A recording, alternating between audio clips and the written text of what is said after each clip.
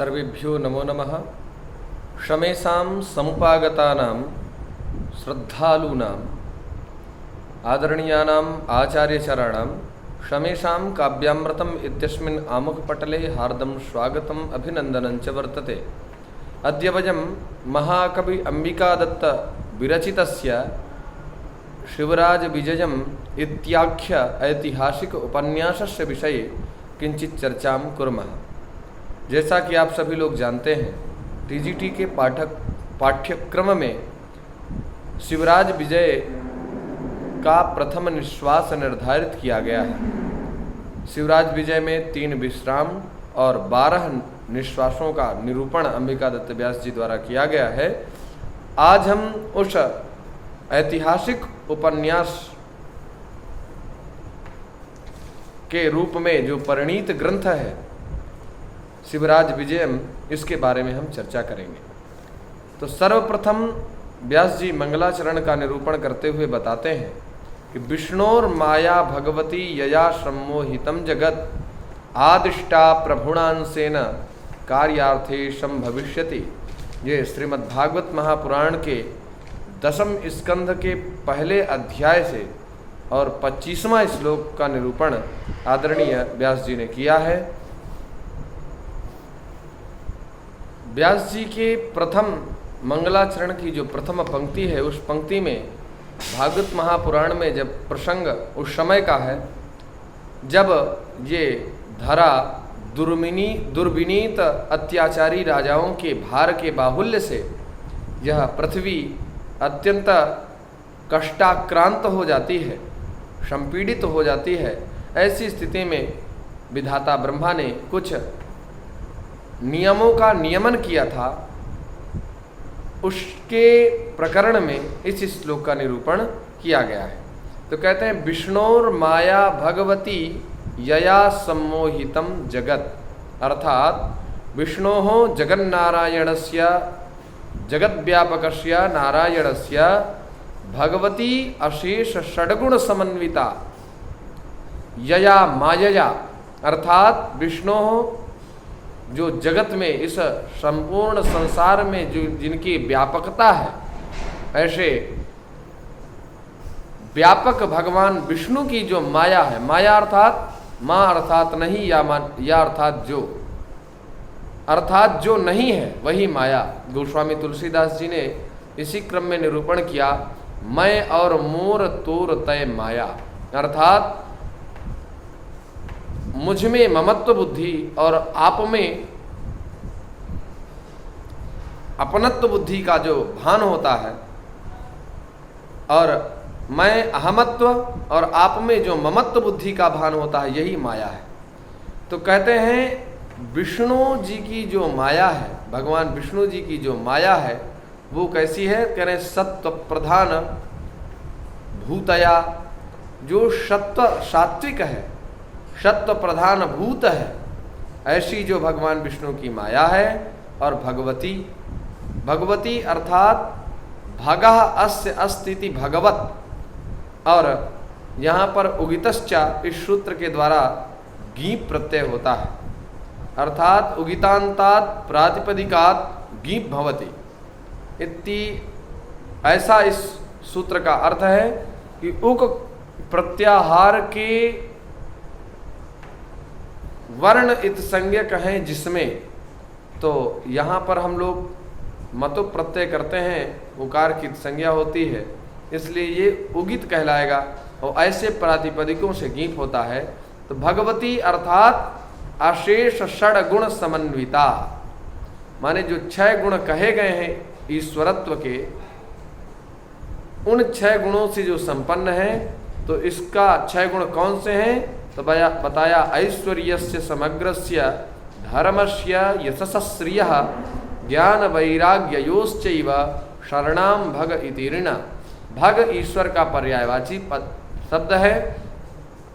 तो जिसमें ऐश्वर्य हो, ऐश्वर्यस्य समग्रस्य, समग्र ऐश्वर्य हो, धर्म हो, यश हो, श्री हो, ज्ञान हो, वैराग्य हो, ऐसे व्यक्ति विशेष को या इन गुणों से समन्वित व्यक्ति को भग कहा जाएगा। और ये जो 6 गुण जिसके पास हैं उसको भगवान कहते हैं। अब उनके जो स्त्रीत्व पद बोधक जो पद है, जो प्रातिपदिक है, वो है भगवती।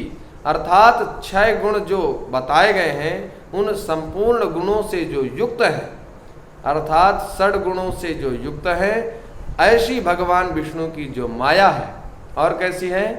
यया, अर्थात यया माने जिसके द्वारा, सम्मोहितम माने चारुतया मोहेन वशीकृतम, माने विधिवत जो विधान है या अच्छी प्रकार से मोह में डालकर अपने अधीन कर लिया जाता है, जिसके द्वारा ऐसी जो भगवान विष्णु की माया है, सम्मोहितम जगत, उस माया के द्वारा ये संपूर्ण जगत व्यामोहित है। प्रथम पंक्ति का यह भाव है। द्वितीय पंक्ति, जब तृणावर्त नामक दैत्य भगवान श्री कृष्ण को मारने की इच्छा से जिघांसा को लेकर के आता है, तो भगवान नारायण उसका वध कर देते हैं। और गोपिकाएं इस श्लोक को कहती हैं, अहो बतात्यद्भुतमेव रक्षसा बालो निवृत्तिम गमितोऽभ्यगात् पुनः हिंस्रः स्वपापेन विहिंसितः खलः साधु समत्वेन भयाद् विमुच्यते।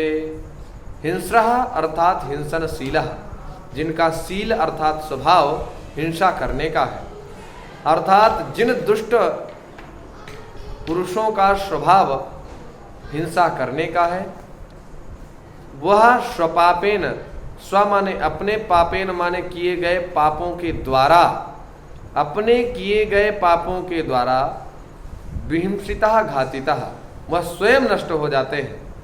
अर्थात जो हिंसक होते हैं, जिनका हिंसा करना ही स्वभाव होता है, ऐसे हिंसक प्राणी अपने किए गए पापों के माध्यम से स्वयं भी नष्ट हो जाते हैं।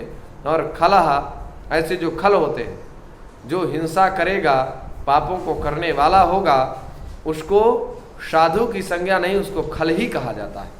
तो ऐसे जो खल हैं, ऐसे खल अपने स्वयं के किए गए पापों से विनष्ट हो जाते हैं। और साधु, जो साधनोति पर कार्यमिति साधु, साधु कहते हैं जो पर कार्य को बनाए, माने दूसरे के कार्यों को जो बनाए और जो बाधा पहुंचाए उसको खल कहते हैं। अर्थात गेरुए रंगों के वस्त्रों को धारण करना ही साधुत्व नहीं है। साधुत्व वो है जिसको कोई भी अपना सकता है। साधुत्व सज्जनों का स्वभाव।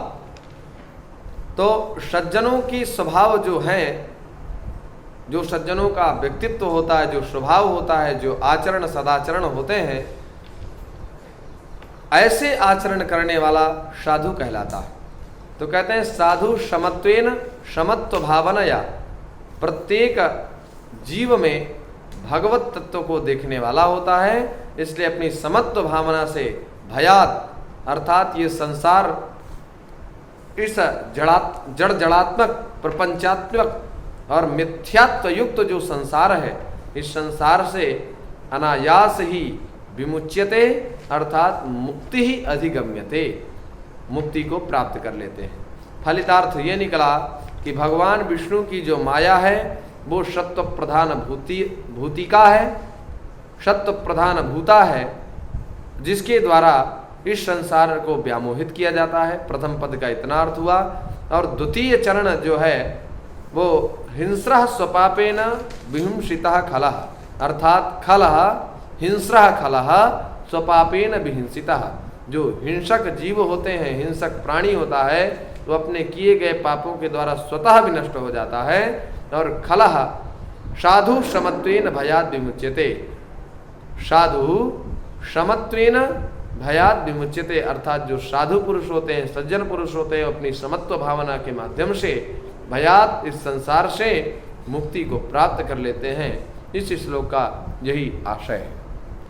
तो प्रथम जो चरण है, विष्णोर माया भगवती यया सम्मोहितम जगत आदिष्टा प्रभुणांसेन कार्यार्थे संभविष्यति। इस श्लोक में नमस्कार किया गया है। भगवान विष्णु की जो सत्व प्रधान भूता शक्ति है माया, उस माया को नमस्कार किया गया है। अतः यहाँ पर नमस्कारात्मक मंगलाचरण को हम मानते हैं। और द्वितीय चरण में हिंस्रः स्वपापेन विहिंसितः खलः, अर्थात ये उपदेश दिया जा रहा है कि जो हिंसक प्राणी होते हैं वह अपने किए गए दुष्कृतियों के माध्यम से, पापाचार के कारण स्वतः विनष्ट हो जाते हैं। ये एक मार्ग प्रशस्त किया जा रहा है, एक वस्तु विशिष्ट का निर्देशन किया जा रहा है। अर्थात द्वितीय चरण जो अहो बतात्यद्भुतमेव रक्षसा बालो निवृत्तिम गमितोभ्यगात् पुनः हिंस्रस्वपापेन विहिंसितः खलः साधु समत्वेन भयाद् विमुच्यते, ये जो श्रीमद् भागवत महापुराण का श्लोक निरूपित किया गया है, यहाँ पर वस्तु निर्देशात्मक मंगलाचरण किया गया है। आशा है आप लोगों का जो कुछ उपयोगी सामग्री है वो आप लोगों के पास संप्रेषित की जा चुकी है। अगर कहीं पर किसी भी स्थिति में संशयात्मिका स्थिति उपस्थित होती है तो आप लोग कमेंट के माध्यम से येन केन माध्यमेन आप चर्चा कर सकते हैं। इसी भाव के साथ पुनः आप सभी लोगों को सुप्रभातम एवं नमो नमः।